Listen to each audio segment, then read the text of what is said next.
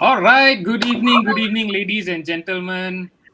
Welcome back, as always, to the Armchair, episode 8. Right, episode 8. Yeah, it's been eight Dapat. long episodes that we are eternally grateful for all that you have joined us. You have stayed with us.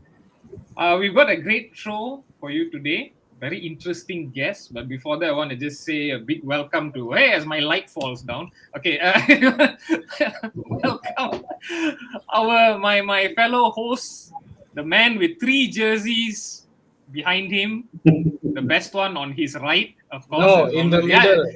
In the middle. In the uh, middle. Avi, how are you doing, bro? I'm doing good. How about you guys? All good? All good, man. All good. It's my Yeah, bad hair day, lah. Bad hair day. And You of still look course, fine. You still have hair. Be glad. that thing. Yeah, while it's still there, we'll be happy, lah. And of course, the brave, the bashful, the brilliantly bearded Benny is here. How are you doing? I'm good, bro. How are you? Yeah, I messed up the intro. My light keeps falling down. I can forget it. Okay. What's your name? I don't know. I had a very nice intro plan. It's okay. I see. Speaking of intros, it's time for us to introduce our special guest today, lah. I think when it comes to football, we've had players on, we've had coaches, but this time we have someone here who is literally taken like roles, ranging from the top to the middle to every level of football. This man has been there, like, and you're talking about positions like the head coach, technical director, football development manager, director of football, right here in Malaysia, by the way, in Perlis, head of performance of NFDP. Now he's the youth academy director at Hong Kong's Liman FC. I really hope I've got everything right. I tried to make it as short as possible. Welcome, Matt Holland. How are you doing, man? Thanks, guys. All good. Apa kabar? All okay. Kabar baik, kabar Look at baik. that. Look at that. He's hitting us straight with his excellent Malay. Excellent play. Mantap.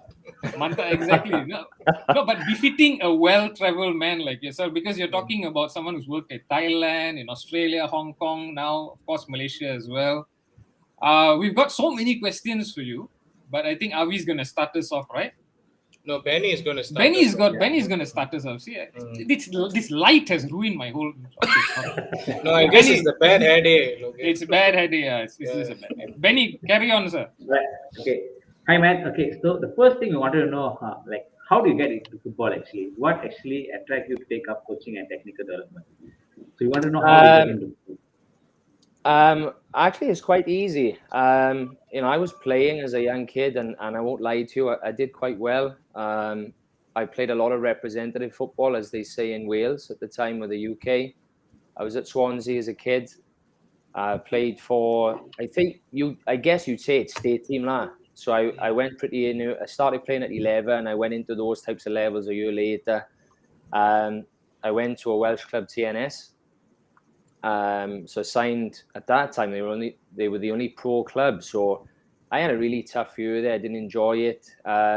I enjoyed lots of things, lots of people I met. I lived with Joe Hart, for example, the former Man City keeper. Yeah.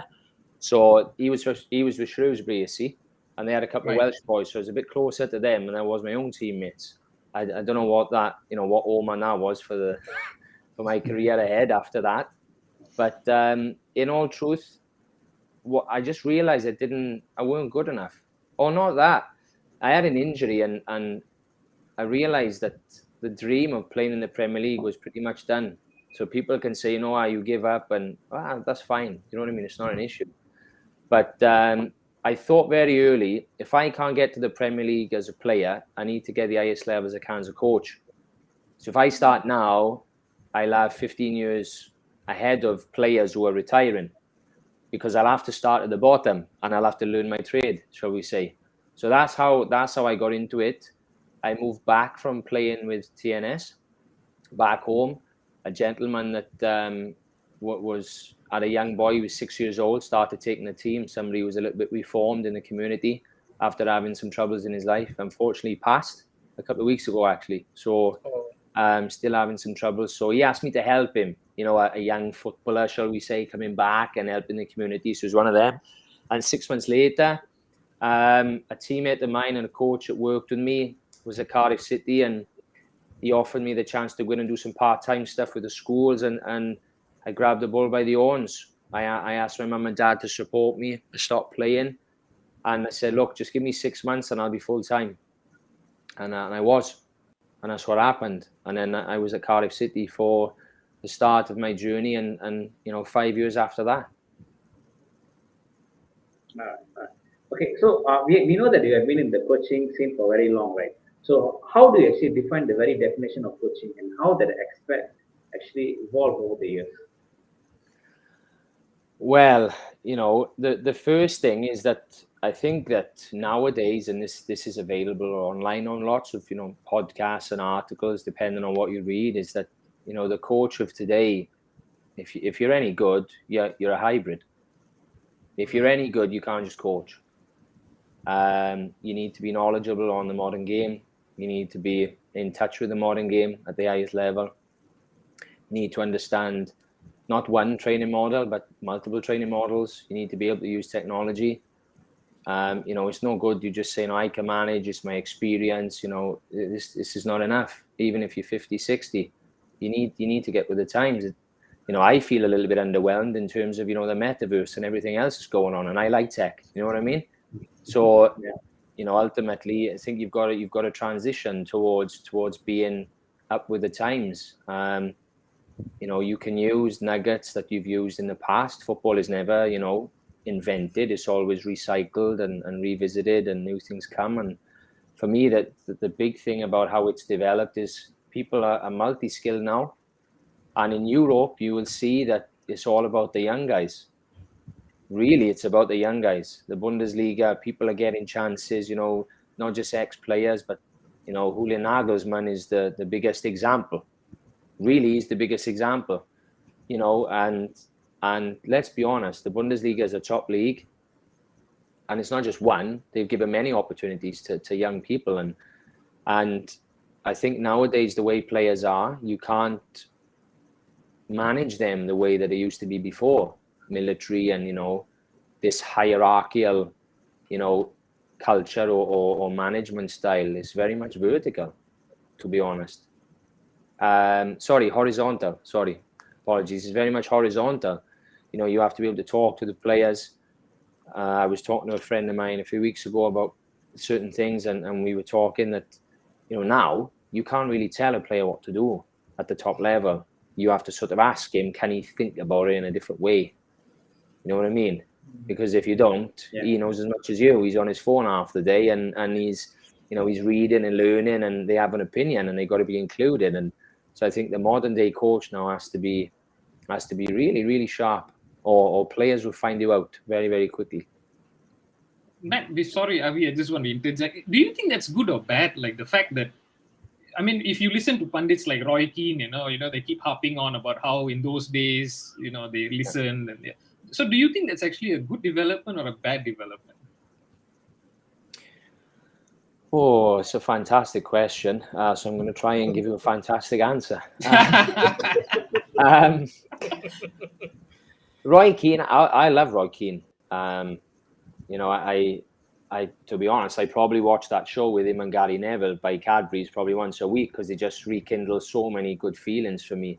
Yes. Roy, a friend of mine was assistant club secretary in Nottingham Forest a few years ago, and he told me that Roy Keane went there, as you know, as assistant coach, and he told me the players loved him as an assistant. They were just getting nuggets off him all the time, talking to him all the time, his experience, and he's a great character. He's very clever and he's very straight. So I think when people say Roy Keane couldn't do it if he went in and was a manager, he could. He'd know how to manage people, but there are certain things that you still got to be strong with. You can't let people walk all over you. It doesn't matter which culture, which country. At the end of the day, your job's on the line. So, when you have to be direct with people, you have to be direct with people. And I also feel that's the same.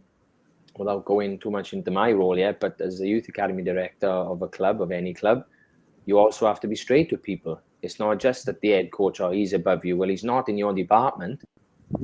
You know what I mean? He's not above you in your department. He's very much equal to you in a different environment, in a different department. So, you know, when you sit down with ownership and boards, and it depends what model you have, but, you know, that's for me how I feel about it. Fantastic answer. Fantastic answer. Fantastic answer. Actually, I've got a follow-up, but I'll let Benny to ask the questions first. Okay, Matt. We know extensive experience in Thailand, and you know, we have worked with clubs like Florida United and other clubs. So, actually, what inspired you to bring those technical elements just to the development and edit level in Thailand? You've got to be really careful, because I think, you know, let's get the elephant out of the room. I'm a foreigner. You know, I'll always be a foreigner, no matter what language or, you know, how many friends I have, or even if I've been here for 30, 40 years, you know, later in life, of course. I'm still a young man. I was just going to ask, have you been here 30 years? That's okay. You know, you still be a foreigner. So for me, you can't come into the country and behave in a way that you think you know everything. You're likely to have a lot of knowledge because of the environment that you grow up in. You know, I spent 5 years at Cardiff City watching, you know, I watched hundreds of games, top level. It's not Premier League, but it's top level. It's the Championship. You know, and I took care of the mascots on a match day. So I was able to go in the change room and see all of this. You know, you can't get that from an Astro subscription, you know, or Now TV in Hong Kong, or be in sports or whatever. You can't get that. The insights are better now, you know, like Netflix and all that type of stuff, you know, the behind the scenes stuff, but it's still edited, of course it is.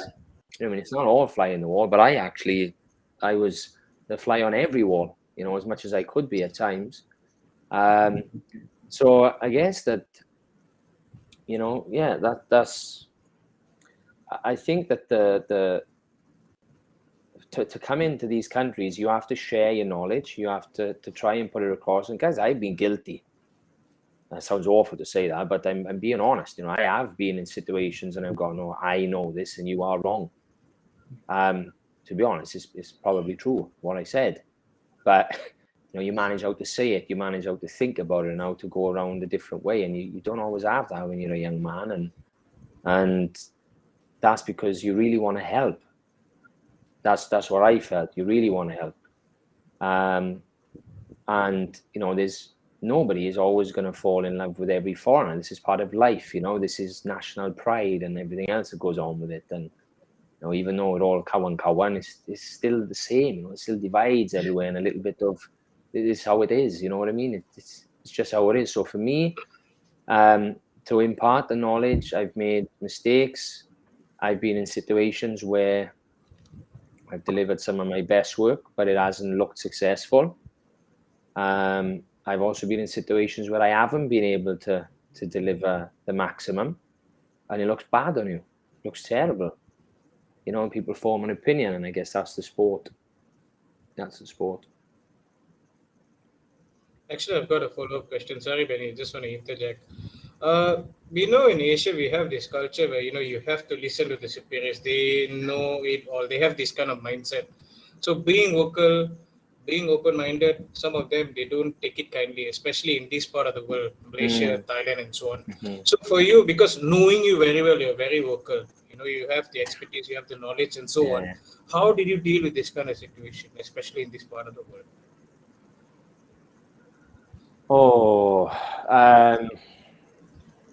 I've stayed true to myself throughout the time. I've got wound up at times, and I just feel I'm the type of person I don't think I should bottle things up. If I've got something to share it. You know, live and die by your own sword. If you're not happy, tell people. It doesn't mean you hate somebody. It doesn't mean you think they're a bad person. It doesn't mean you think they're bad at what they do, or the opposite. So how I've managed it depends who you work for. You know, some people you work for, whether you can say or not. Sometimes you have to get a message to them in a different way. I've always found that the biggest message is you've got to deliver. You got to deliver. You got to deliver on your job. So, you know, no matter what anybody says, whether they're not happy with you, whether you want to impart this knowledge, you have to find a way to deliver it. And you can sleep at night thinking, I've done the absolute best possible job that I can do. I've shared my opinion, I've tried to be objective rather than subjective in the situation. I've seen something similar before.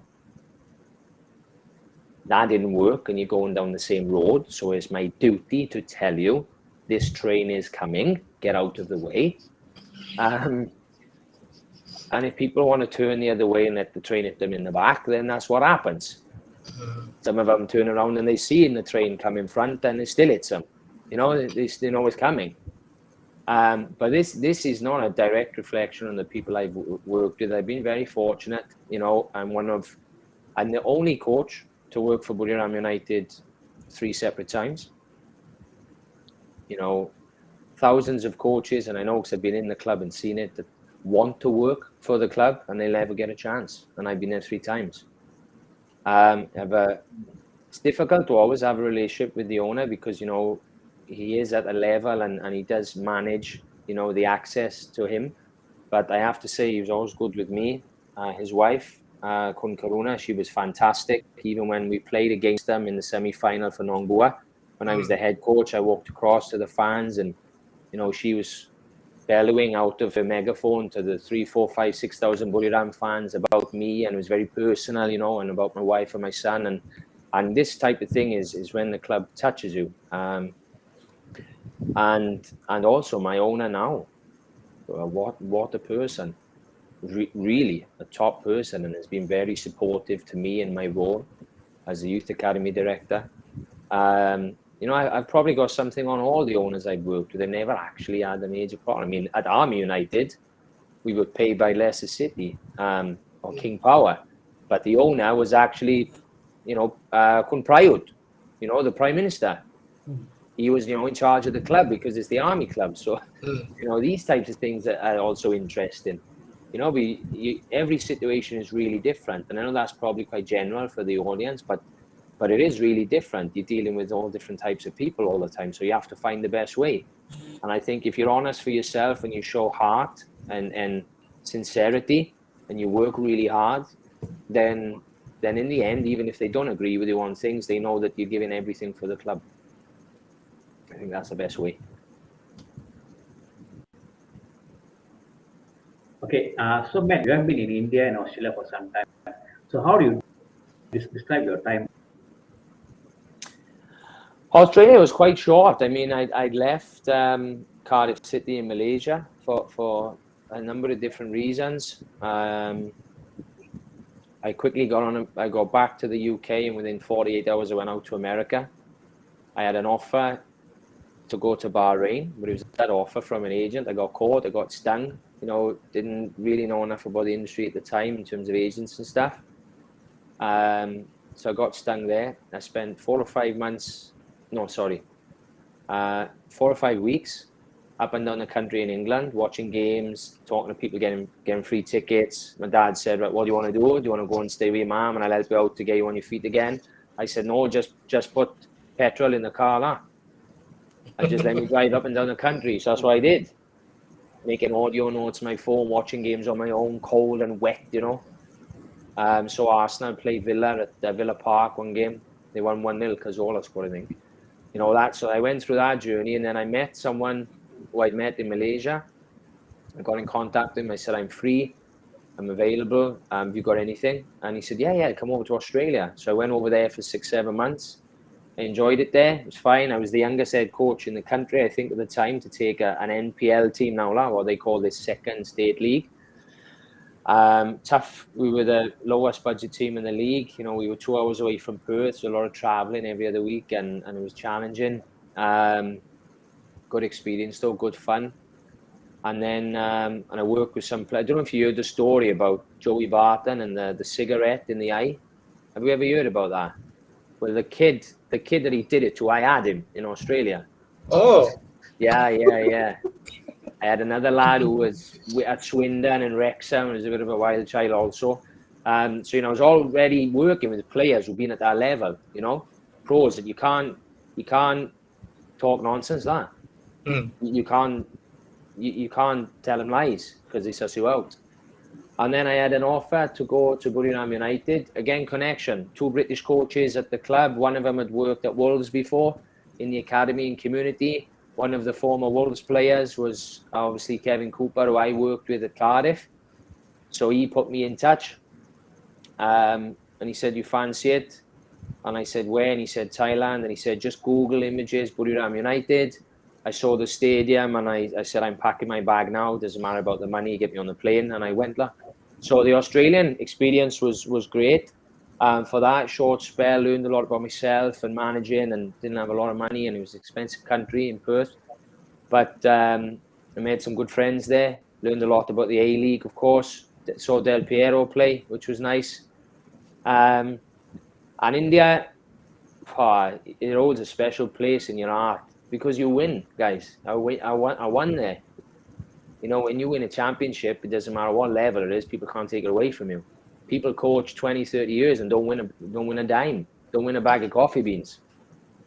You know, and I've been at clubs that win, you know, and continue to put, shall we say, stars on the chest or stars on the badge of some sort. Buriram, Bengaluru, now Lehman at the Youth Academy. But India for me was amazing. I got to work with Ashley Westwood. We are still very close until this day. We still talk every day. Of course, I know what people think about him, and it's so easy to make a judgment on him in his time in Malaysia. He kept reasonably quiet, except the video when he went on. I think it was one of the Astro channels with I think it was Steve at the time, and he sort of dug a few out. But he needs it, guys, Malaysian football from time to time. It doesn't need to be dug out, the management, the way things are done and everything. Otherwise, you don't improve. You know, somebody has to say something.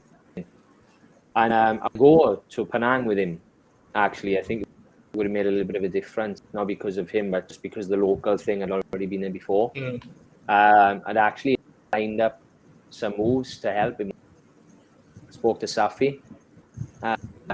At the time he was at Johor, try and get a loan deal, a couple of other players to try and come and work, and it was sort of in the pipeline. I had the offer to go to Buriram. So that's why I didn't go to Penang. But back to India, worked in a very European way, train in the morning, makan, you know, go in for breakfast, train, do the urine samples every day. You know, we decided to manage body fat testing every 2 weeks. Result, but it's on a 2-week cycle. You know, it takes 6 weeks to see changes, but we kept it as a momentum thing for challenge. So, you know, we trained in the right way, we prepared, flew, we got all the details ready, and India was an incredible experience. It was the first country that I then girlfriend, not my wife yet, to India, and you get to work with Sunil Chetri.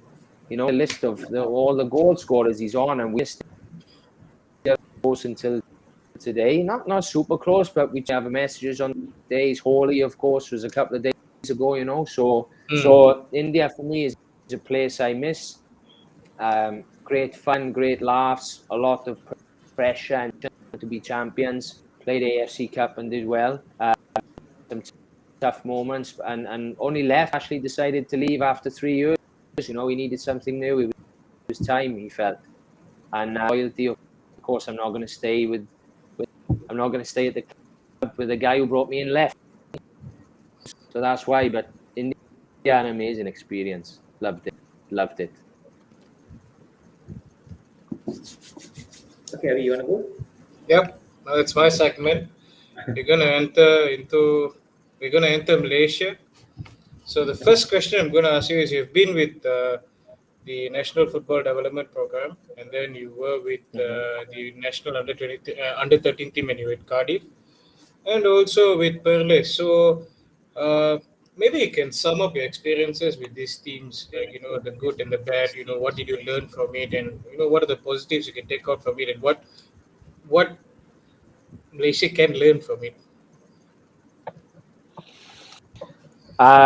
So the Cardiff City thing, I came out anything about Malaysia. We came out again. Remember, we were talking earlier in the show about, you know, imparting your knowledge. You know, and I used to think, you know, I know nothing. Really, I'll tell you honestly. Like they don't have education, they don't know enough. You know, look at the standard, what's going on, training. We watch lots of training sessions, league, academies, you know, grassroots, and you know, like, wow, you know, like for sure we can have a massive impact. It's easier to think that, isn't it, than actually. That was the first learning curve. But the Cardiff City thing, we met some amazing people. I had met some who were still friends until today, and I got to do some experiences, like staying with Raja Gopal with the national team and City trip. And I have a relationship with me anyway, the ambassador of Man City from a previous story. And so, you know, when they come over, I was good with them, and at the time Mancini was the coach. One of Mancini's staff talked to till today. He's in the US now. So, you know, this experience was great to finally start to do things in Malaysia, and you know, to have a feel for what it is, and then leaving, I always feel I'm finished business. Until today, I'm finished business, but in different ways. And then the banks is just probably handling expectation at times. You know, culturally, people don't like to be spoken to directly when you are beneath them. But you know, I'm this way. I think it's how my dad brought me up. My mom also brought me up, of course. So my dad is pretty much, the apple doesn't fall far from the tree, to say so. So that was one thing. And then when NFP, I first went because I saw, I'll tell you the truth. Tiong Kim, I knew Tiong Kim went back. And I thought, Bayern Munich, 10 years, chance to learn, and I can help this guy. And I believe I'm the best person in Malaysia to help me. I really believe I'm the best person. So KJ tweeted one day, and he left his email on a tweet. I copied it, sent the email directly. I followed up 3 or 4 days later, and I had contact from them. I was in Johor at the time. I met Ashley for the first time. I went down to watch the game, Bengaluru to qualify against JDT, and then met Saf up to have the meeting to Bukit Jalil. 10 people in a room. We had a conversation with Tiong Kim. He grilled me. Really, he grilled me. And then he asked me to spend some time on the KPM workshop seminar. I did some work for Kalimutu, Kelly Satiraj's father, to help him with the scouting. You know, he's 70 plus and with a computer. So I fixed up some and after that, Tiong agreed to bring me in, and my role first the coach educator for Zone Selatan, Melaka, Johor, and but very quickly.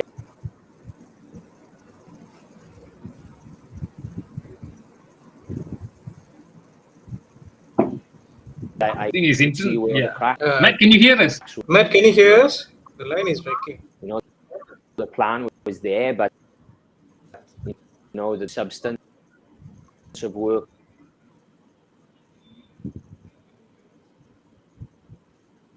The joys of life, internet.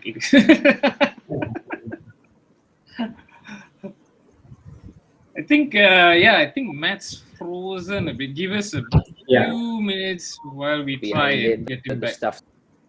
Yeah, exactly. To be You can hear us now? From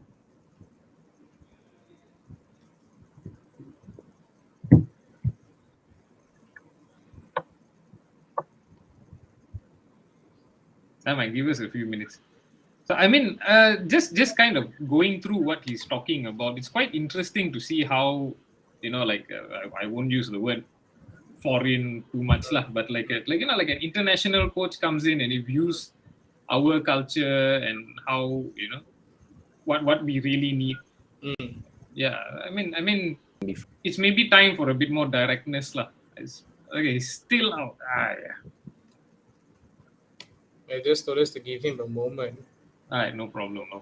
I mean, it's interesting the fact that coaches, when they're so well traveled, they're moving around places, having to adapt to this kind of cultures, and understanding that expectations at the end of the day will be the barometer for them to truly show whether they've succeeded or not. I mean, it's quite interesting lah. And he's young. He's 34, 33, if I'm not mistaken. So to have all these experiences, I think is very interesting. And I hope one day he did say that he had some unfinished business in Malaysia. So hopefully one day he comes in and is able to contribute to our game lah. Because I know several players have actually spoken to me about him. One of them today, the guy named Sunil. Hi Matt, can you hear us? He's using his phone. Yeah, guys. Right. I'm just phone. I don't know it, but yes, much better. We can hear you better. well now. Yeah. Better. all right, I'm on the data. What's happened with the Wi-Fi here in the hotel? But sorry, so we were at Tiong Kim. So of course, lad. It's okay. Yes, on Tiong Kim. Yes. So I just had to mediate. So I saw this opportunity as head coach, assistant coach, from the beginning, and I thought, World Cup, touchline, Youth World Cup, of course, as an assistant coach with somebody so knowledgeable, etc., of course. So, this experience for me was great because I will tell you, he trusted me, really. I shared a lot and I worked myself to the bone. When I first started working there, I didn't wear glasses. 3 months later, because of the computer work, migraines, very clear. And I saw my role as the deficiencies in the nicest, respectful way of the other guys that I worked with. I knew I needed to help them because they didn't have the same skills that I had. I'm not saying I was better than, but I'm talking about analytically using the computer in terms of presenting, building presentations, building platforms, doing things on the move. I knew they didn't have that. So I always felt the need and the desire to help. And I ended up that during my time, whilst lots of people wanted to coach the boys, Lukman and all this, of course I wanted to do this lah. But I kept thinking about the masses. I knew this group led by Tiong Kim would be fine. Of course, maybe you will ask questions about this later. But at the time, I wasn't a head coach. All the coaching was from him, that the sessions, etc. So now it was about, okay, how can I help the other guys? Because we were all expected to coach. Coach Murti, Kanang Ming, Raja Aslan, Chuan Chin, all of us. We were all expected to be with him also, as an assistant coach of that group. But of course, we had to go out to the States. So the good things from there was I met people in every corner of Malaysia, which is why I probably know more than the average Malaysian man about what goes on in the football. Because if somebody breathes the wrong way there, I get a phone call. If there's a sniff, a change in weather, I know. Somebody wants to ask something, I know. And I don't ask for this, it just comes to me. So there's obviously another way to describe that, but I won't on this show, of course. So that was the good thing. I felt a real honour to try and help better Malaysian football. I knew Negara Ku. When we went to Germany, one of the things I did with Murthy and Kalimutu, I said, guys, we got to do something, yeah. The friendly matches, we are the national team. We have to sing because it wasn't happening. So in Austria, in one of the cabins, we stayed. Tonkim and Adrian at the time built a fantastic program there. I loved it. We used a small hall downstairs. If we ever get a chance to interview the boys, they will remember it from the first trip.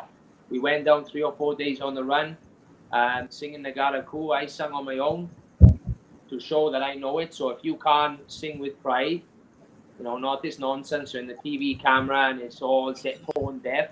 We're all a rock star in the bathroom. You let it go a little bit. Ada yakin.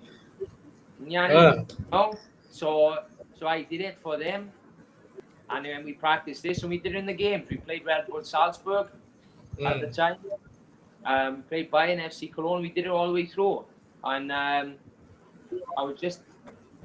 made the decision to leave. There was a lot of things going on. There was nothing going on between Kim, but I think the firefighting and trying to be a mediator at times, people utilize that in the wrong way. People have said, you Taro here, you don't like the program. No, I never ever said that. But what I was open to is I thought that even with the training that we were doing, we could also do some other things. And if you're a coach that don't think that way, you shouldn't be coaching that. Get up. And that could be because I had my own ideas and I felt I had some good leadership skills at the time and experiences and just a desire. But all of the things that went on at the time before I left and certain things that were said, people forget that all the times that they used me as a shoulder to cry on. People forget that. When they had problems talking about the past, what somebody had done to them, how they were treated, and all of a sudden it makes you look in the wrong way. But I would say that when I left, I wasn't very happy. I left actually because I wasn't also too happy with the money that was offered because of the work I was doing. And it was a bit of a delay track, and I think that things have to be done right, when you're foreign in a foreign country, especially if you're working for the government, so which is how you were paid. And I was just great. And I explained that things have to be done properly. If not, then I will go on. And go I did. And I did do that. And the title was another one to speak for me. The future guys, of course, get a little bit didn't, but some of them are doing okay now. Some of them are getting better jobs and working. But when Malaysia played Thailand in the World Cup qualifier,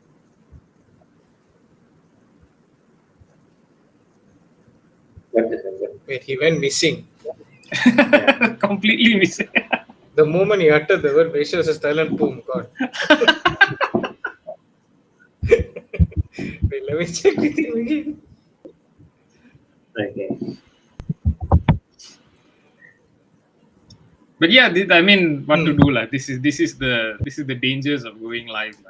I think we've been quite lucky to have no disasters like this so far, but it's fine. We all learn, we all go through this. But before it comes back, I just want to ask both of you guys. Malaysia will be playing the Philippines and Singapore this week. So, what expectations are you? What are you hoping, What are you looking forward to from these two games? Maybe Benny can start first, then we'll go to Logan. I don't know, bro. I don't know. I seriously don't know what to do. It'd be a good result. Maybe a draw or win can boost the team up. It's basically a new team, right? Under the new coach. So his selection. So we don't I know wouldn't see say a how. new team, it's a new coach. Yeah. Mm. So we see how we see What after about that. Logan? Sorry for putting you guys on the spot. Just want to kill time. No, Logan? Actually, let me see. Wait, is Hmm. Matt back? Yeah, just in time. Saved by saved by the bell.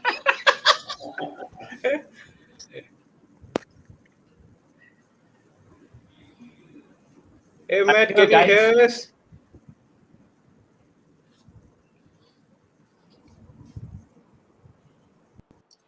Matt, can you hear us?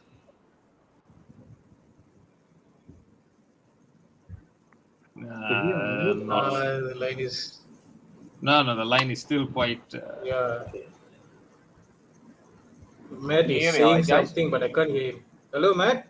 Hello. Yes, I can hear you now. Yeah. I can see you guys. Okay. Okay, great. As long as There you we can go. hear us and we can hear you, that matters. All All Yeah, good, all good, all good. Good. I think we can move to the next question. Next question. Yeah. Okay, you brought up the name Lukman, and the next in this question, we know that there are several talents in Malaysia that came up the youth system and they performed really well under 16, under 18, under 23. But then, sorry, under 22. But then when they enter into the professional setup, things start changing. They show the glimpses of talent they showed in the past and so on. Like one good example in Thailand, Superat Moenta, youth level is strong and now senior level is still doing okay. But then in Malaysia, that's not the case. Why do you think that's happening here?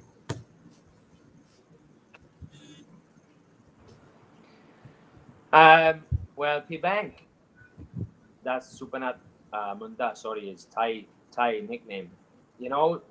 What's his nickname again? Bank. His nickname is Bank. Bang. BANK. Wow. I'm not surprised why they call him Bang because he always scores goals, especially in the past and so on. His brother called Super. Mm-hmm. Alamak, the line is tricky again. Huh? Yeah. Line is No. it's really terrible. Really bad, huh? I mean, He's guys, actually in Thailand at the moment with the Liman team. Oh, okay. I mean, guys, we're really sorry for these technical problems, lah. The moment we're also not really sure how to help it, what we can do. Moment. Yeah, but it's okay. We'll hopefully wait for the second time for Matt to come back. Avi, just now you asked me about what I'm looking for. Can't escape the question, huh? That looks like I can't escape the question. No, I think for me, when we're talking about the first games, you kind of have to wait for like I'm just looking for like cohesion, maybe a slightly newer approach to things, and even if the result is not the way we want it to go, at least there's some sort of signs of something different. Some sort of like I keep going back to that thing of cohesion, like they know where they're running, there's a style of play and all this kind of thing. For me, that's very important lah. Okay, third time lucky. Matt, are you here again, buddy? Let's hear him first. Matt. Yeah. Can you hear me all right? Yes, you're. Yeah. But the line is breaking. The line is breaking. Yeah, I switched from data to Wi-Fi to manage it. I have iMac over there, MacBook, phone also. I don't know what's going on. Not the way is it for some reason. Now we can hear you. Actually, it's.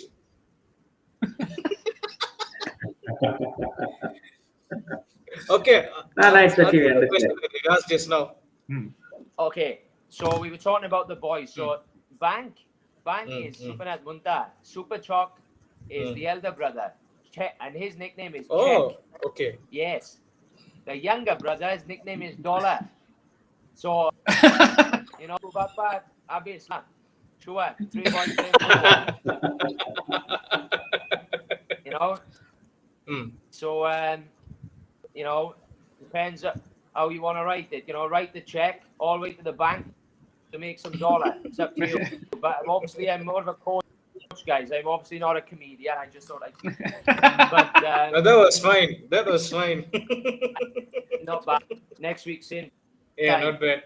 No, they get opportunities to play. You know, that's the big thing. You know, they're all playing in the first team at Buriram. This is not just, you know, the coach, big club, you can't play them. They went into the biggest club in the country with the pressure to champions and play in the Champions League, and they got game time. So what to do, lah? You know, the proof is in the pudding. They need time. They need opportunity to play. But in Malaysia, especially, that the experience lah, how to no game experience. The boys are not strong enough. You know, they cannot get into my team. You know how to give a young boy a chance. Betul lah. Betul. Matt, the young boys, you know, yeah. Yes. Yeah, I just wanted to ask: is it because of our league system? Because if you compare to other leagues, they have like a lot of games to play, but in Malaysia there's only like 10 or 12 teams. So, do you think it's because of the league system they cannot get the time of playing? Sorry, I need to cut you. Hey, no problem.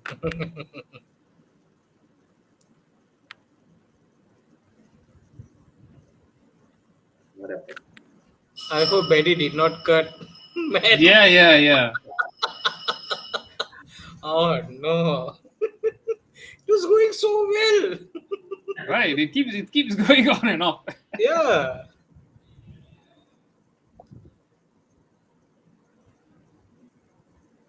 Maybe you can. And it's the part that you. I think you can message him and ask him to refresh the thing first, and then probably wait for a while. Then I think he's doing that. He's doing that at the moment. No, it's fine. But yeah, I think what Benny asked, I'm just going to weigh in a bit on that and just because the problem is that now football is a business, right? And especially in Malaysia, you've got like a lot of pressure from, I don't know, the fans are very, very vocal, very passionate about it. How do you really have that freedom to make a choice of putting in young players, putting in stars and all this kind of thing? I mean, young stars, probably not. You want to win now.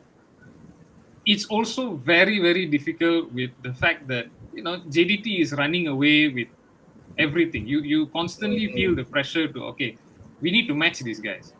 You know, we at least need to put up a fight.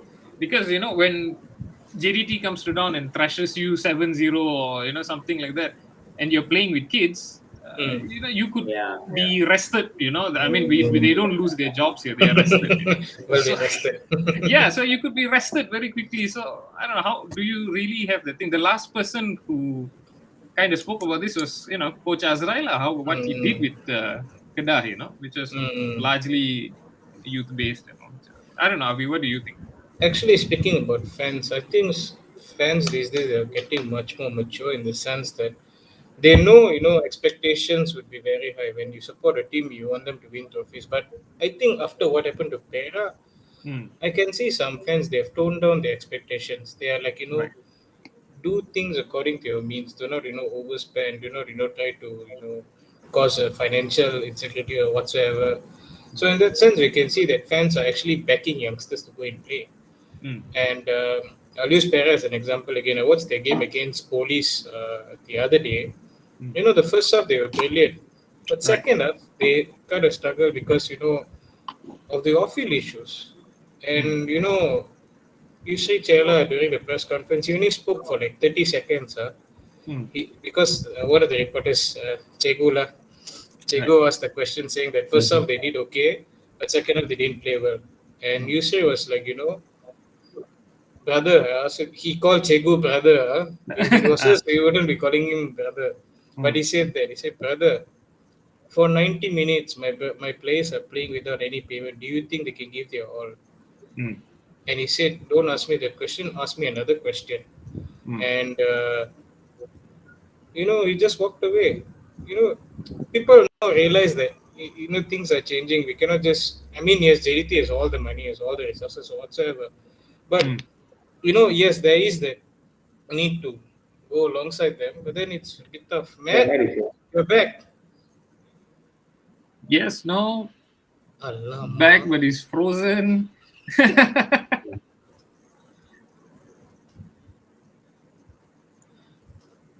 Yeah, he's back in and out.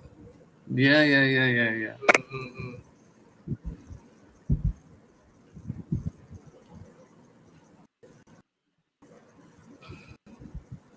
Mm-mm-mm. Okay, I think honestly, we may have to kind of cut this one short because Matt's internet is really quite. Matt, are you there? Are you there? Yeah. Okay, I think The line is breaking. Yeah, I switched to the Wi-Fi. I don't know what's going on. Oh no.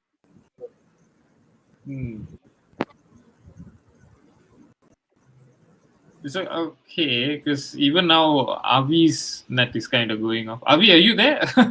Yeah, I'm here. Can you hear All me? right. Okay. Yeah. Okay, Matt's gone off again. I think I'm very, very sorry, but we may have to Matt cut said- this one. Matt said Yeah. he's going to switch to Wi-Fi. We'll give him one more chance and then. Okay, one more chance. All right, one more chance. Let me because we really have a lot of good questions. Good. But, yeah, Actually, we had a lot of good questions, and his answers were actually good. fantastic The answers. line. Yeah, fantastic answers. Mm. Yeah. Again, we are so sorry for this. But it's okay lah. Sometimes this is what happens to a live stream.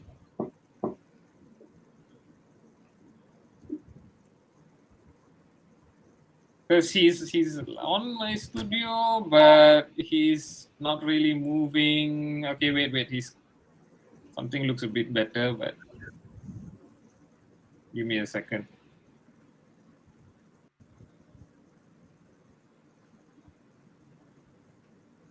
What's funny is that so just a bit behind the scenes here. So when we are at the studio, right? I can see Matt's internet relative to ours, his connection. Every time it's green, I put him back on. The minute he's on, it goes red. Oh my God! Really? Wow. And I'm like thinking, is someone kind of, Sabotaging him. someone is sabotaging either him or, someone hates me or something like that. I don't know. Or someone hates me. Or Benny has got haters. All of us have haters. Right. But yeah, the minute you put him on, he goes off again. Okay, wait. Give him one more chance and then we're done. The choice. All right. Yeah. But yeah, I mean, he was a good guest. His answers were fantastic. Hey, mate, you can hear us? We can see you blinking your eye. So he's like a hostage situation, It's like, help. I can hear you. Yes. It's very Right. loud. Okay. Yeah. Okay, now we can hear you. Okay, I think Avi, maybe we can ask like one or two final questions. Logan, you want to go ahead with the two final questions? Yeah, I mean, okay, Matt, I mean, if we can get through to you, this be really fingers crossed. There was something I really wanted to ask you, as in like, looking at our region, Asia, Malaysia, and all these kind of places, how far are we from? Oh wait, has he gone again? He has gone again. I think. I was gonna ask him whether we could get like a global superstar. And I was like, oh man, it's okay. It's all right. Yeah, he's completely out. Okay, guys, I think we have to cut this one short. Yeah. Probably we We'll can try get him back in some other day, lah. Yeah. We'll try and get Matt back some other. No, he's saying keep chatting for 2 to 3 minutes. But I don't know. No. I think it's really kind of We'll try to get Matt back perhaps later this week. Yeah. If I don't hurt myself from the embarrassment, I think What embarrassment, G? Sorry, no, I'm just joking. Yeah, we will get back. We will get Matt back probably later this week. But look, before we head off, we may be on another platform later this week as well. Avi and I could be. Avi, can we say this? Or Yeah. yeah. We could be on Twitter Spaces with Astro later this week. We're talking about the legendary teams of Man United in '99 and the equally legendary team of Liverpool and the Champions League winning Liverpool team of I think it's 2019-20, right? So yeah, we may be on Stadium Astro. We'll share the links once we get confirmation. But yeah. Oh, by the way, are we doing the watch along for the friendly? Yeah. We could be doing a watch along for the friendly as well next week. I think it's tomorrow. Oh, tomorrow. We'll get back to you. Let's try and get Matt back as soon as we can. Maybe later this week, and then we'll see whether we can do the watch along. All right. So once again, very, very sorry, guys, but we'll probably call it a day here. Thanks a lot for staying with us. Wait. He said, let's give it a try. Let's try. Are you sure? Yeah. We shall wait. We give him one more chance, and then we will call it a day. Because I did tell him, he says, let's try. So I'm texting him. Okay. I mean, we can't blame him. It's the line. No, definitely not. Because he's traveling. I guess if I was in Hong Kong, I think things would have been okay. So yeah, I mean, I wanted to know more from him during his time in Malaysia. Yeah. Okay, I mean, just spitballing. One of the biggest things we're talking about now is Perak and apparently there's some new owners, right? So honestly speaking, I do not know about it. I don't know. I'm really despondent about it. Like they say they are going to get new owners and so on. Like, why did they take the deal in the first place? Why did they accept to become owners in the first place? And they are telling people that they're going to do due diligence of the new owners. The fact is, we should bring due diligence on them. Like, how did they accept the offer? How did they do the deal? How did they discuss with Pafa? Right. So many things that needs to be discussed. And players have been told you'll be getting your salary during this period, and so on. But till today, they have not received it. Do you know the players who played on the day? 3 bulan tak dapat gaji. I heard more than 3 months. And their salary is not huge. They're earning like 3,000, 4,000 ringgit. For them, fans, they didn't criticize the players when they lost. You know why? Because they know that the players are playing without any payment. Right. So in that sense, I'm kind of glad that fans are starting to evolve in the sense that okay, if my club is going to move according to this budget, this is how it's going to be, and so on. Wait, Matt, can you hear us? Can you hear me? Oh my God! Finally, can you hear me? So yes, we can hear you. We can hear you. Coaches out there, troubleshooting, dealing with problems. I wanted to give you a live experience of how you can manage this. Wrong, actually, saya tipu sikit lah. Just play around. Aduh. Right, so there's a test of us under pressure. I think I failed. I hope the audience, I hope the guys dealt with it. If not, please write in the comments. Ready for next week's show. Okay. No, Sorry, Matt, guys. you seem way clearer. What happened? I mean, Mac 24-inch. Different. Right. Very different. So, yeah, I'm on the Wi-Fi on you. I don't know, guys. It might be my phone and my MacBook is packing up. I usually do all the broadcast stuff I have to do for India also from this. But do you say I look younger, by the way, now or just Yes, brighter? you look Yeah. younger and brighter. Must be the cream. Right, So right. we were on the boys, weren't we? We were speaking about the Thai boys. I think that it's just about opportunity. You've got to give them a chance. I know in Malaysia, some Thai coaches are like it, foreign coaches are like it also. Can't give them a chance. Why not? Listen, I'm not plugging for Ashley in any way, but just to give you an example that, this season, the other day, his team in India now he was working at, that he gave a debut to a 17-year-old and an 18-year-old. in a team that are challenging. So, it's quite simple. When the young boys at Penang were playing also, Shamakuti, those boys, I think they got their debuts under him and then went to Johor. People forget about this. They forget about this. Me, in Malaysia, the Belia, Piala President, sometimes it handcuffs that because you're under 21. You need to be in the first team already. Top level, you need to be there about 1920. But this Belia and President Cup is an easy excuse for coaches to say, they can play under 21 football, play under 19 football. But look at Sharul Nazim for Selangor. I saw him play with Gunalan. They played a friendly against Perlis's Piala Belia. I saw him play. I tell you very honestly, I have quite a decent relationship with Izzah Muslim. We were in deep discussions on 2 different situations to go to Selangor, for me to work for Selangor.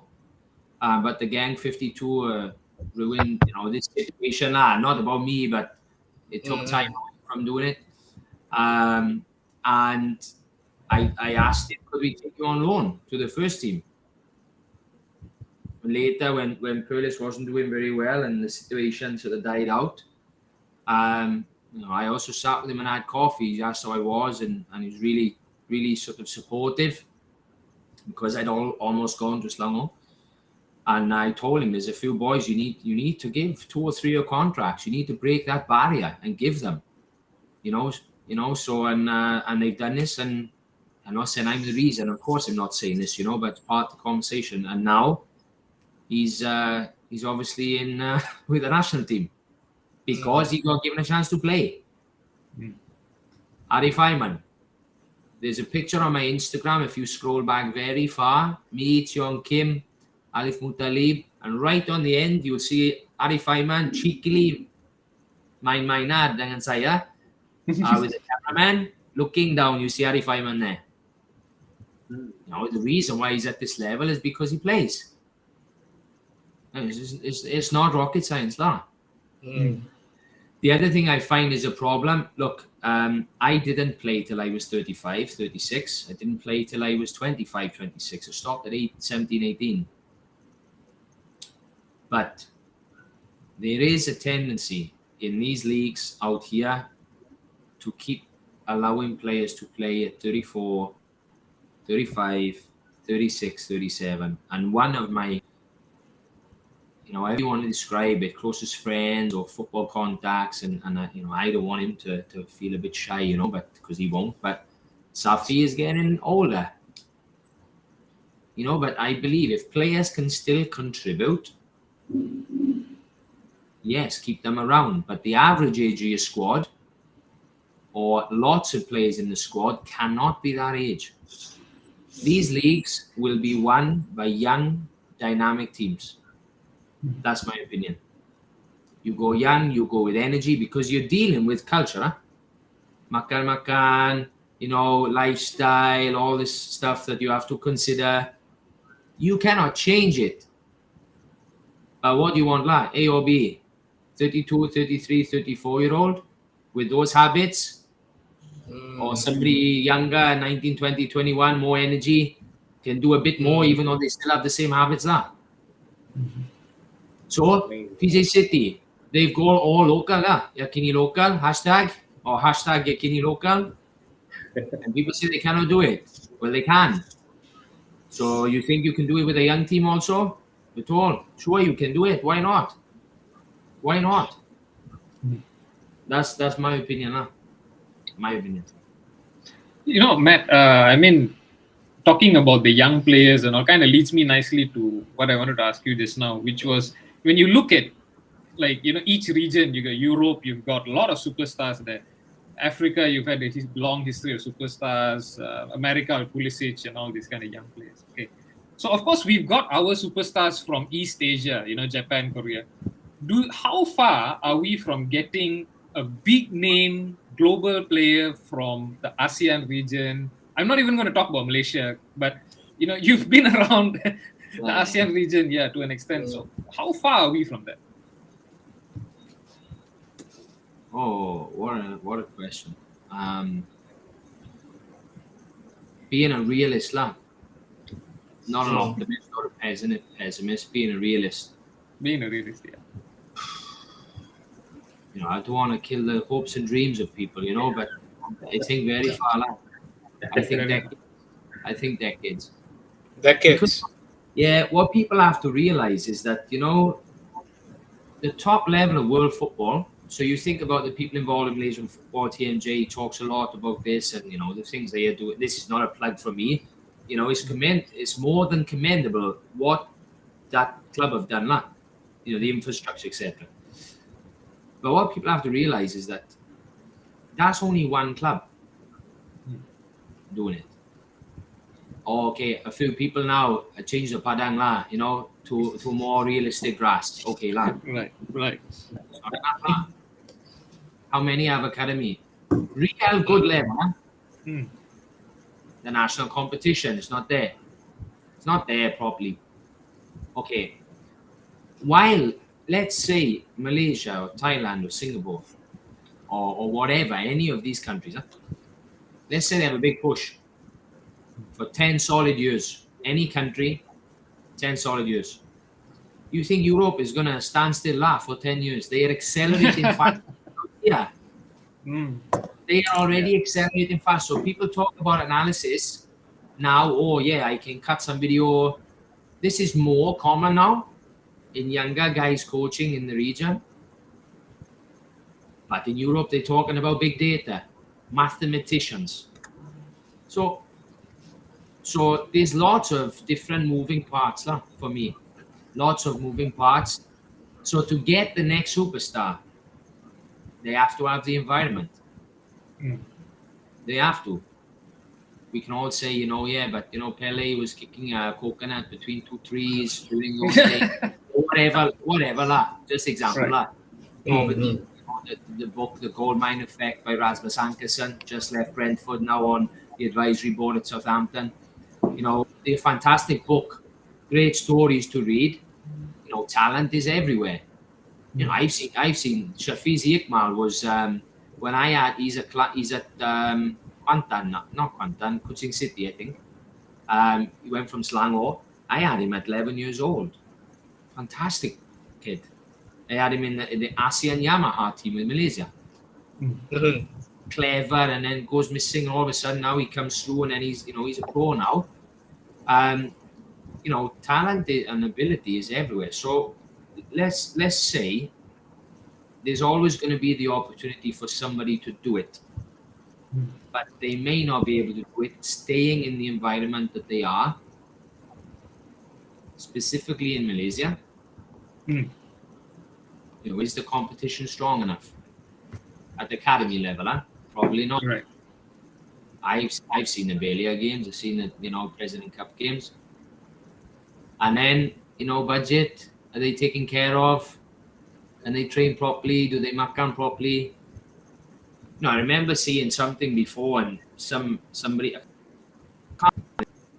but your best staff, your most qualified staff, have to be with the younger boys. It's the opposite, you have a pro license, you have this, you should be at the top level, the first team. And most of the coaches think that. I thought that. I wanted to get as fast as possible to pro license as I could, and I did it at 29. Oh.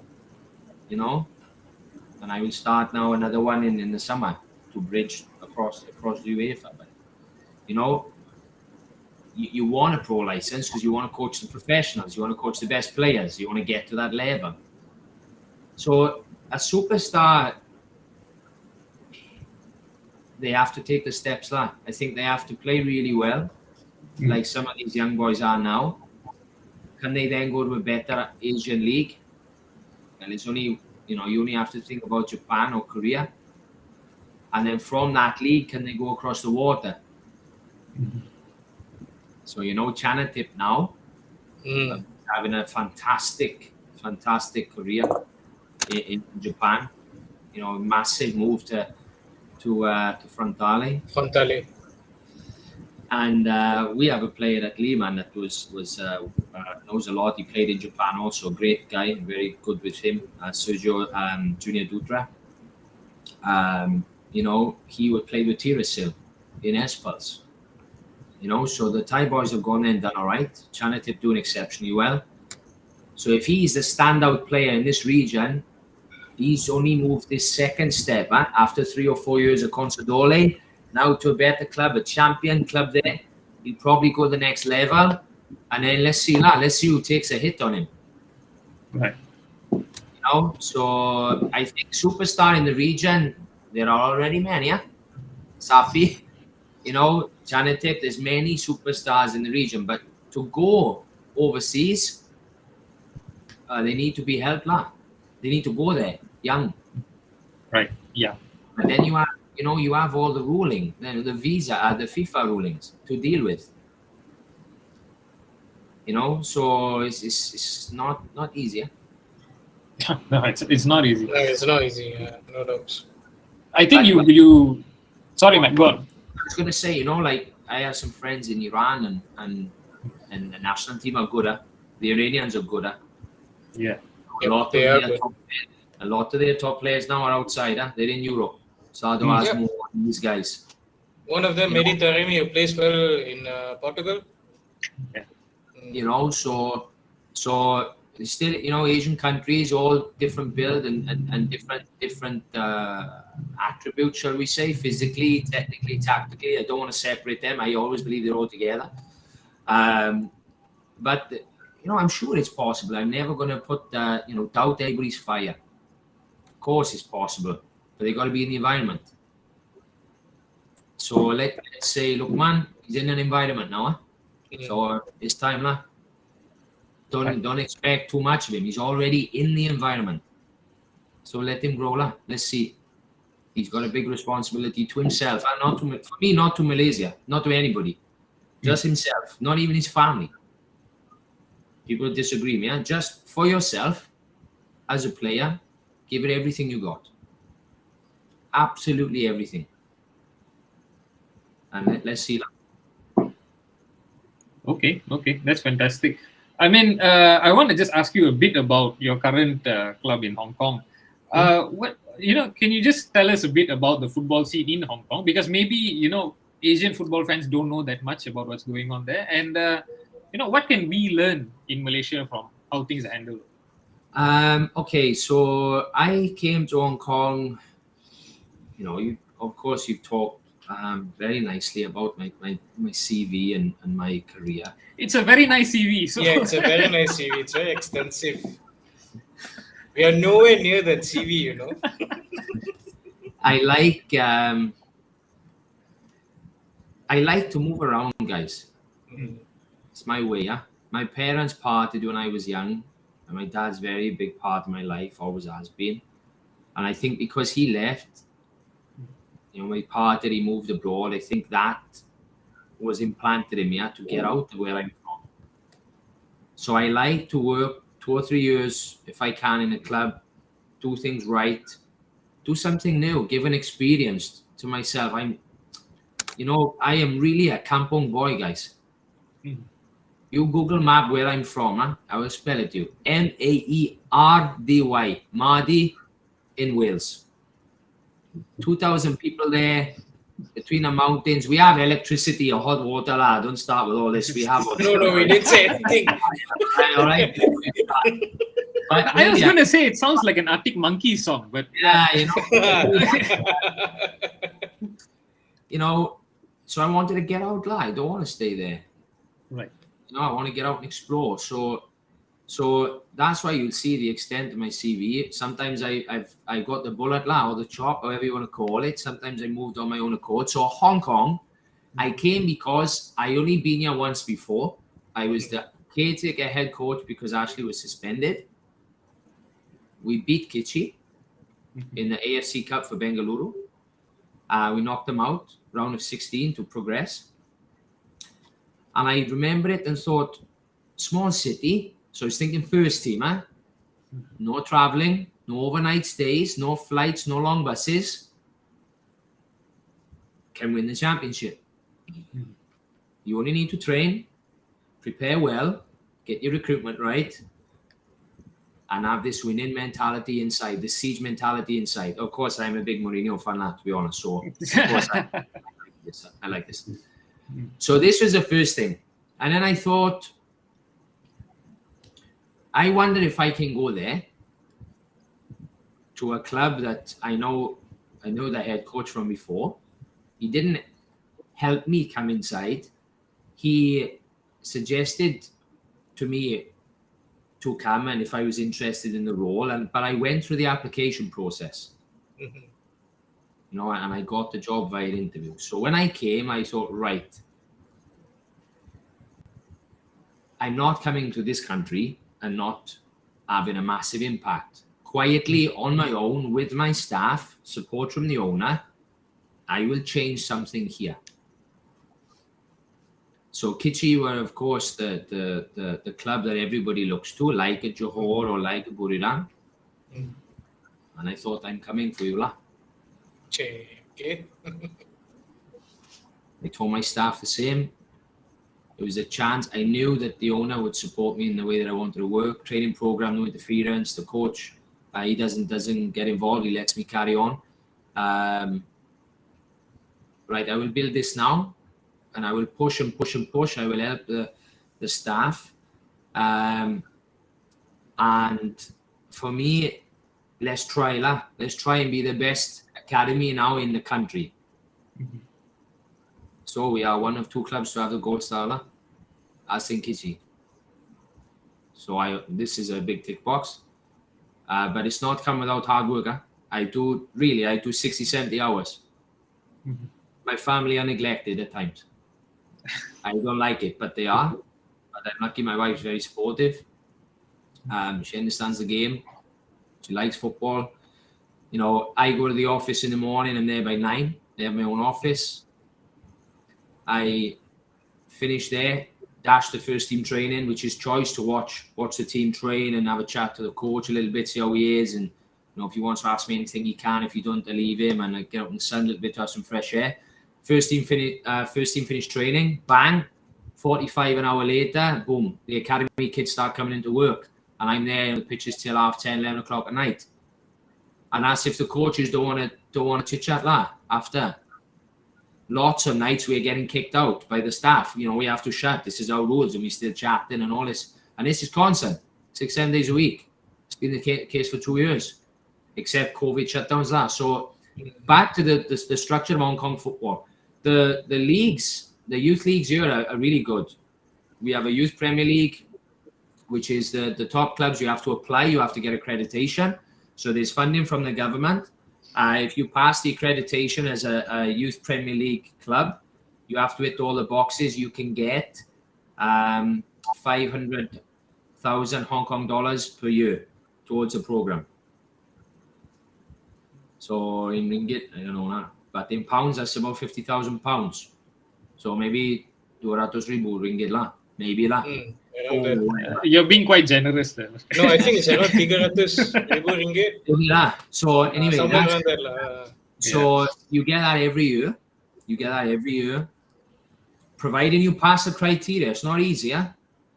This is not like about just coaches borrowing license. They come and visit.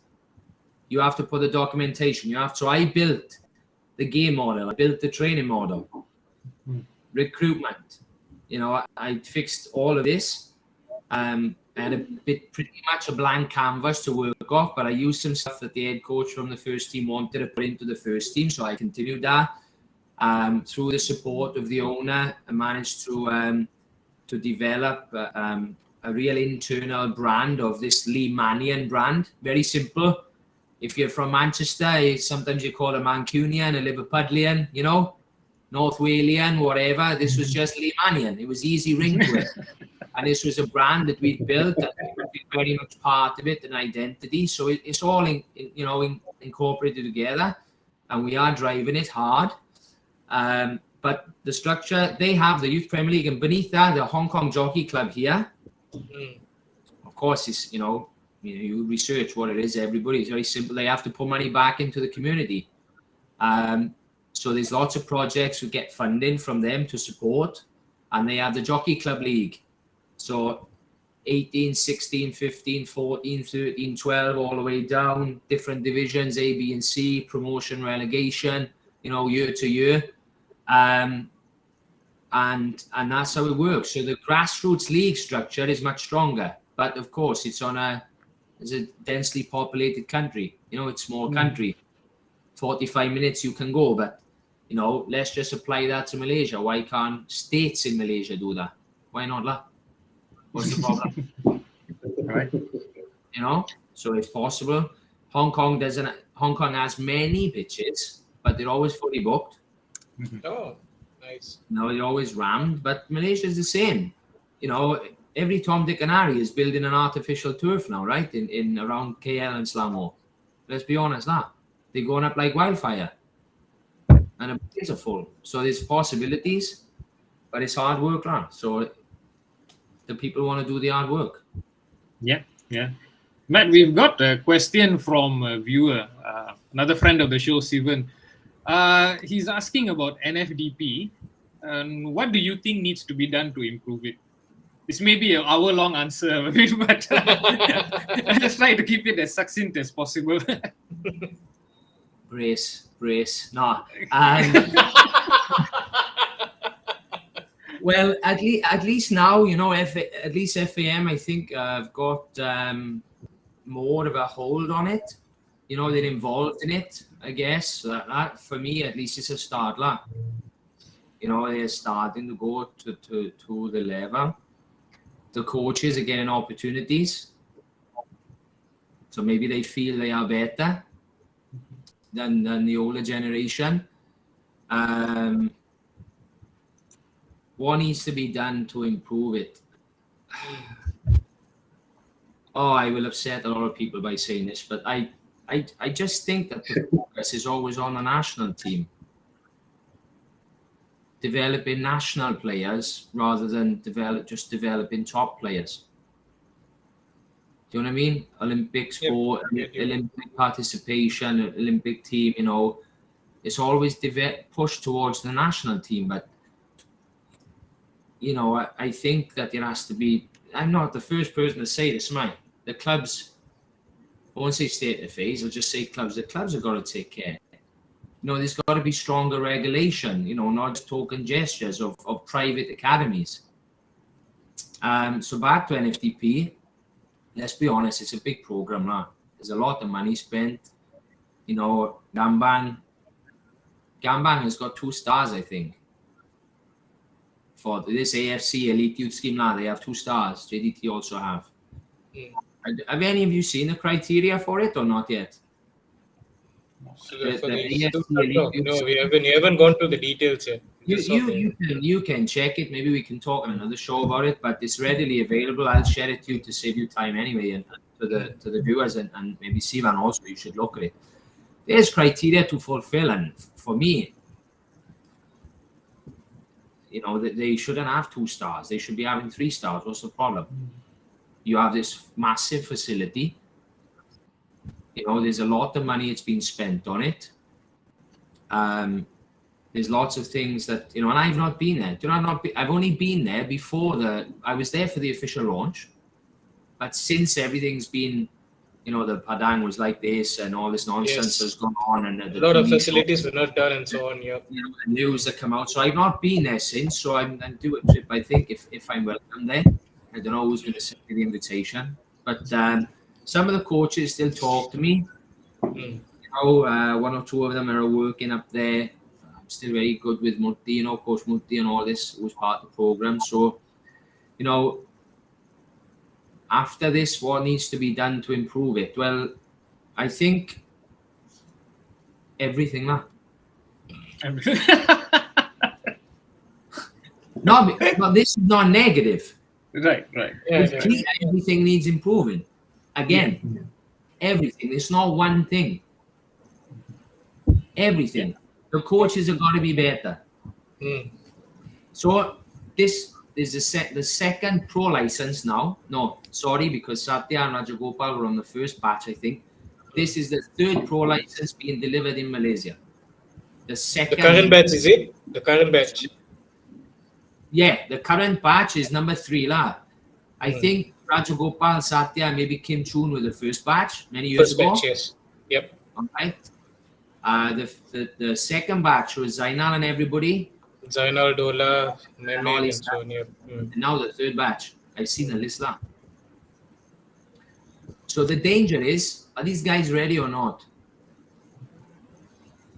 Because the criteria, when they got it, so you have 30 guys now. When they pass it, maybe 20, 25 will pass. Plus the original batch, you have 40 coaches. Great. But are they at the level? I'm not saying I'm better than them. I'm saying for everybody, are they really at the level? Are the right people going on the course? I don't know. So these are questions we should always be asking and keeping an eye out on. I think NFDP has a few coaches that change around. People get a little bit giddy, excited. I've been there also. I'm doing this job now. I want to go to the Premier League, Liga Badana. I want to do a job there. Well, we'll see that. It's not easy. I've only worked for Perlis. I didn't give you the good and bad about that, did I? Actually, because this I went out. The stream of the line was bad. You can rekindle, you can relight the candle if you want. It's no problem. But I think everything, Sivan, everything needs to be improved because it's not at the level. Malaysian football is not at the level to say it's only one or two things. I think everything has to be improved. Everything. Coaching, coaching support, player development, recruitment, scouting. Not cultural change, no, but to develop and instill the internal culture. Not change Malaysian culture. This is impossible. Impossible. Yeah, impossible. Exactly. You cannot change. How to change? And why? You should cultivate it yourself. And I've said this to our boys. Really, I've said it. Boys, listen, when you come in here, when you get through that gate, you are Limanian. When you leave the gate, you are also Limanian. And if you're not, and I find out, you can have a problem. For sure. You will be gone. You will be gone. Staff also the same. But generally, it starts with your internal culture, behaviors. This is not new. Behaviors on the pitch, off the pitch, how you carry yourself. The difficult challenge in Hong Kong is the education. It's really important here. I've never been anywhere like it. Really, it's incredible. The pressure that young people are put under to study and to get educated, and football is not seen as a way out. So one of our things that I built in terms of our vision is to make sure that we allow players and parents to understand that you can have a career in football. Hence, this superstar question, and Europe or the West, for example, won't stand still. If you're a top mathematician, well, you can go and be a statistician, can't you, for Arsenal or Everton or whoever you want. Right. Well, we are in big. I'm an Everton fan now, so we have big problems. So let's not talk about this now. But these clubs are employing big data people. Right. Well, and you can go and earn $100,000 a year. Well, why not that? US. So these types of opportunities are there. So, and I think they have to do certain things, media training, helping you guys in the media, right? So you've interviewed many players, the boys. I know in the past, over the years I was in Malaysia, the players talk on the TV, they get whacked about the way they talk, and they can't express themselves enough, and this is important. They have to have education and media training on it. They have to be put under different tests, like pro licenses in Europe and stuff. You get this, huh? You have scenario work and all this type of stuff. So I think this is helpful. Preparation. It's okay to say, can we have, there's some cliches in Malaysia, attachment. Can we attach? What do you want to attach them to, guys? You're expecting people to give the players a chance from another country. Why? They need their own. They have their own kids to look after. So I think that the boys have to be educated to be more rounded. It's not just on the pitch, it's off the pitch. And they do get caught, something does grab hold of them at 17, 18, 19, and it's not the same lah. Right. At the level, and then like you said, why do they get lost in the system? And I'm not there anymore. I don't work there anymore. But of course, I want to see the good things come. Huh? You know, Malaysia was the country I went to after I left home. I have a very deep affection for the place. You know, sometimes it annoys my wife lah because she orang Thailand.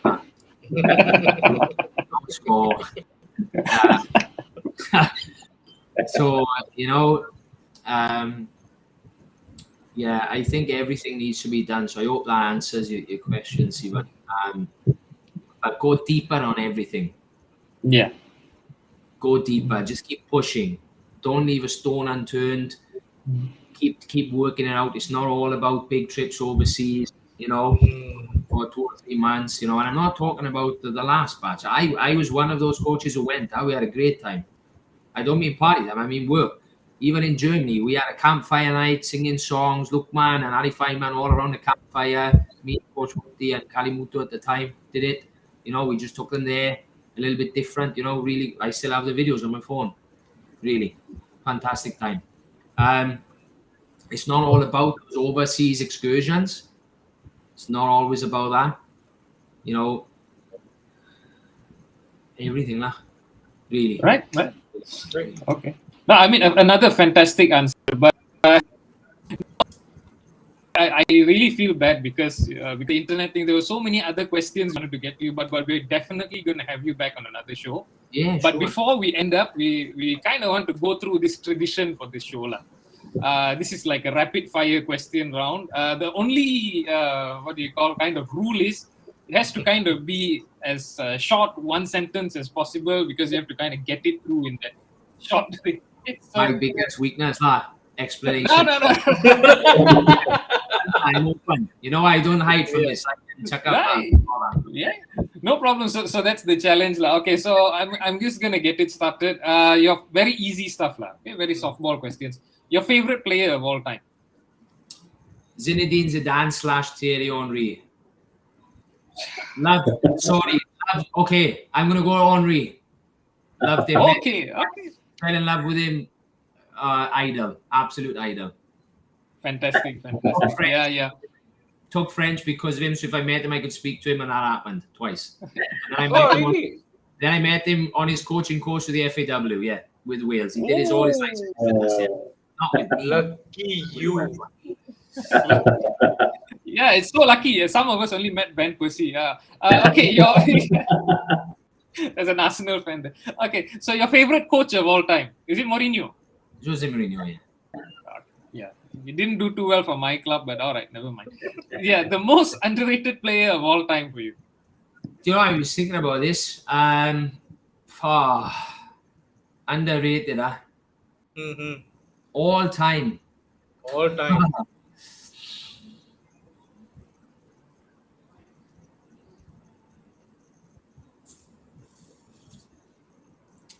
Didier Deschamps.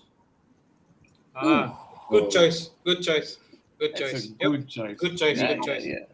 Yeah. Labeled the water carrier and a good team, you know. I didn't see him in his pomp, only the World Cup. I was 10, 98. But what you read about after it, all the, the donkey work he did and all that, and was a good player. So I would say this, because France had won it before, right? So I would say this. No, to captain that team at home and win it at home, not easy. Incredible. The mental strength he must have had as well. Yep. Yeah. Okay. And people don't speak about him most of the time, especially after he won the 2 trophies. People are talking about Zidane, Henry, and so on. So yeah, what a choice! Amazing choice. Yeah, amazing choice. So I'm going to mix 2 questions together here. Who's a player that you feel wasted an incredible level of talent, and like someone you wish you could have coached that maybe to bring that talent out of them? Oh, you. These are good, huh? Let's stay on another hour or so. I've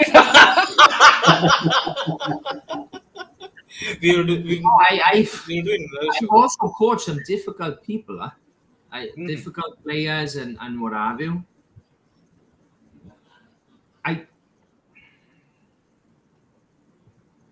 you know what I'm going to say? Can I slightly change your question and say not somebody who wasted their talent, but let's stick with Malaysia, because I've not coached the first team in Malaysia. I would have liked to have worked with Safi lah. Of course, he's a friend of mine, but with the way we talk and stuff I saw at Perlis, and I did have the opportunity to actually be the coach, but I declined. I didn't think it was right. I think I would have liked to have coached him lah, to work with him. Younger or older, I would say this. I think just to piggyback on that, I mean Safi Saleh is a fantastic player, fantastic career, but you always felt that there was more, like you could see something bigger. I don't know. Well, at Perlis, one of my things that I did a lot with the team is I introduced the GPS. So he had the GPS in, and to be honest, he would sit with me every day. He wanted to know what he did. And people don't, they don't give Malaysian players credit for this, So he was aging, and he just wanted to know how it was working and what his stats were and fix it, and so yeah, he did. In the twilight years of his career, he tried to do the right things, I think. Right. Okay. Imagine if he had those kind of elements earlier, what kind of a player he would have been, honestly. That's the thing. Yeah. So, okay, we had the Clásico last weekend. So, since we are talking about derbies, right? Who do you cheer for in this following derby? So, first of all, Barcelona versus Madrid. Who Madrid, are you pulling? all day of the week. Okay. Nice. Rangers versus. I can't wait for the second show. Yes, exactly. Second show. All right, Rangers Celtic.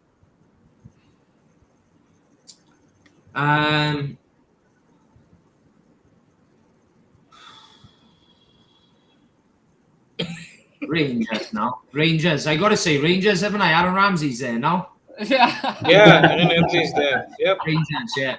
And I shouldn't like Gerrard as an Evertonian, but I'm excited about these generation of players that are finishing and are coaching now.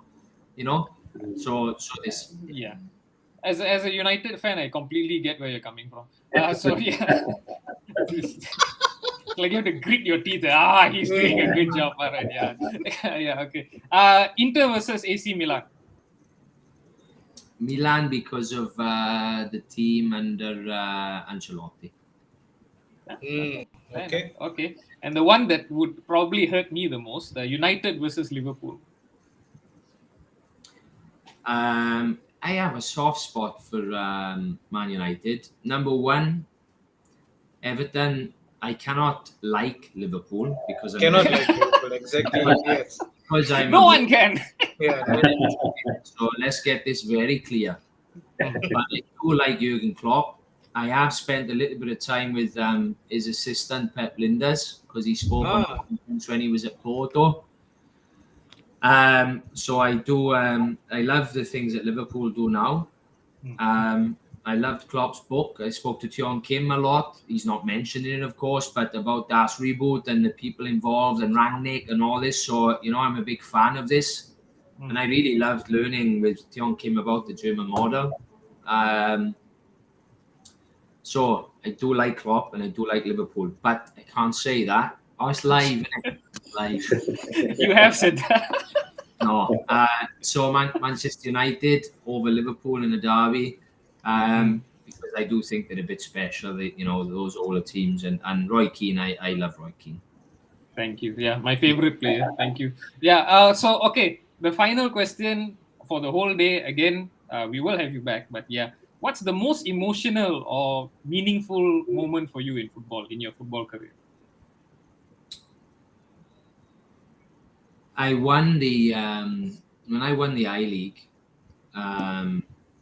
I really felt I had a part to play in that team with Bengaluru with Ashley, because when I came, I offered a few things that were different to top up Ashley's work from the last 2 seasons, and I don't think I would get emotional. I think I can control it. But when I met Ashley in Johor, so what happened was, I will tell you that I think I can tell you a good story. Sorry, this is rapid fire, right? But I have to. No problem. Go on. No problem. Yeah.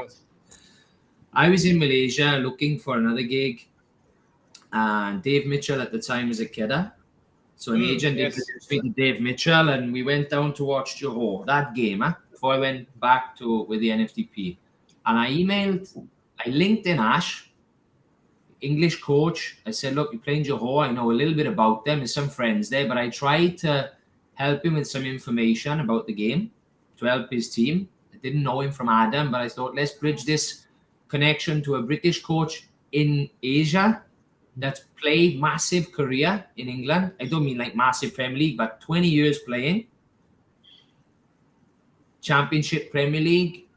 Maybe take a chance on me now. Right. Maybe he likes me. So I did it for that.